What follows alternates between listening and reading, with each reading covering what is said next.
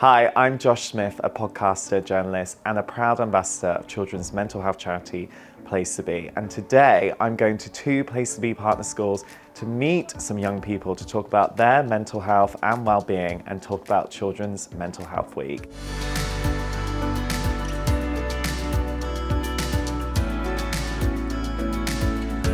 How do you think we can make schools feel more inclusive and connect different groups together? I remember like in primary school, it'll be like Black History Month, and I'd be using the same exact slides from like last year.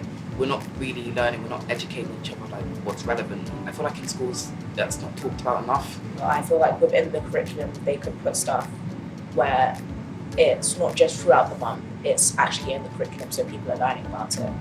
There isn't a lot of information, there isn't a lot of media, there's not a lot of representation in a lot of things. Having that lack of representation, having that lack of knowledge about that group of people, it can let stereotypes, just general ways of thinking affect how you treat someone. It needs to change because it's just like you want to feel represented in like where you are, and like if that's not the case, it just feels like, oh, I'm just here because I'm here, I'm not here because I'm a part of a community. Allowing students who are from certain communities to speak about their community. I think there's one thing about students teaching other students something that they've experienced. You feel it more on a personal level and you understand it more because you may have friends that are part of the same community, part of the same background. I've noticed with a lot of different things, this can be from race, this can be from religion, sexuality, any of that. I can feel like there's a lot of different stereotypes that are involved, and I feel like as much as we're becoming more accepting now, there are still many people that are not even rude, but just ignorant. So I feel like there needs to be more education on the subject.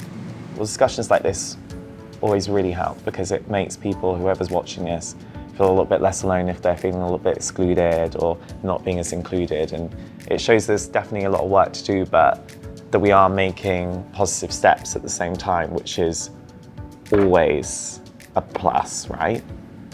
How do you think we can be better allies to people in different communities? I think spreading awareness, definitely, and not just like, I mean, if all you can do is like post a little something, that's fine, but like actually going out there, like Pride Parade, and like being there for the people, enjoying the moment, that's a nice way to spread awareness kind of when it's already like a very modernised thing. I think there's a lot of like education that needs to be done because a lot of people, especially when it comes to homophobia and transphobia and a lot of LGBTQ communities, it's still quite a widespread problem, especially in British schools. And I think what it mainly is just uneducated children who don't exactly know how big of a problem it can really be and how much it can affect people on a personal level, that when they say bad things in these ways, it has a lot more effect than they think it does. It's important to amplify the voices that are different and actually listen to people's experiences, especially when they're different from ours. Because we're not going to learn anything from anyone unless we listen to them and they hear from them. Because this is how I feel about talking to you guys today, because we talk about children's mental health, but how often do policymakers, lawmakers actually go into schools and actually sit down with kids and go, well, what's going on? Like, you tell me. And it's such a beneficial thing we could all be doing to one another, not on a national scale, on a smaller scale, in schools up and down the country, right?